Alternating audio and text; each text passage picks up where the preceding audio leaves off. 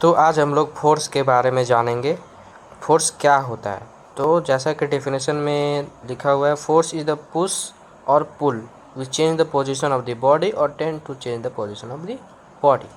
यहाँ पे दो बार लगता है लिखा गया, कोई बात नहीं।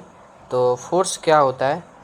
जैसे हम लोग कोई भी चीज़ को पुश करते हैं या पुल करते हैं, यानी उसको ढकेलते हैं या फिर उसको अपनी ओर खींचते हैं, तो वो होता है फोर्स। जैसे दरवाज़ा एक एग्जांपल हो सकता है। जैसे हम लोग दरवाज़ा को जैसे एंटर करते हैं तो दरवाज़ा को धक्का देकर अंदर आते हैं, तो वो हो गया एक पुश।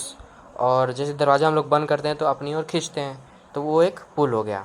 तो इसी पुल और पुश को हम लोग फोर्स कहते हैं। तो आपको समझ में आ गया होगा फोर्स क्या होता है। किसी भी चीज़ को पुश और पुल करना जो उस ऑब्जेक्ट को चेंज कर दे, यानी चेंज कर दे उसको, बड़ी अलग तरह से भी चेंज कर सकता है, उसके शेप में चेंज आ सकता है, उसका मोशन में चेंज आ सकता है। तो एक टाइप से वो चेंज कर देता है उस ऑब्जेक्ट को।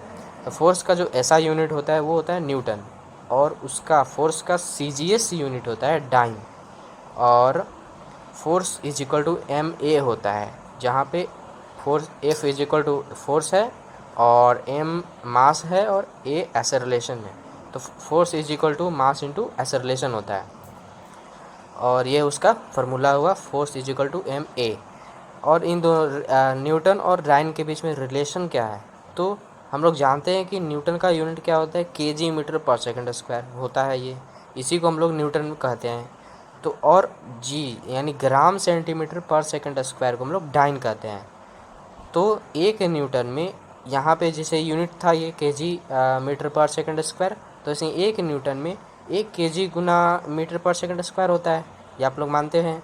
तो 1 kg को अगर हम लोग ग्राम में चेंज करते हैं तो 1000 ग्राम आ जाएगा, और मीटर को सेंटीमीटर में तो 100 सेंटीमीटर, और यहाँ पे स्क्वायर का सेंटीमीटर, सेकंड स्क्वायर का सेकंड स्क्वायर, तो यहाँ पे हो जाएगा 10⁵ ग्राम सेंटीमीटर पर सेकंड स्क्वायर। और इसी ग्राम सेंटीमीटर पर सेकंड स्क्वायर जो होता है वो डाइन के इक्वल होता है। जैसे न्यूटन इतने के इक्वल होता है, वैसे ये डाइन के इक्वल होता है।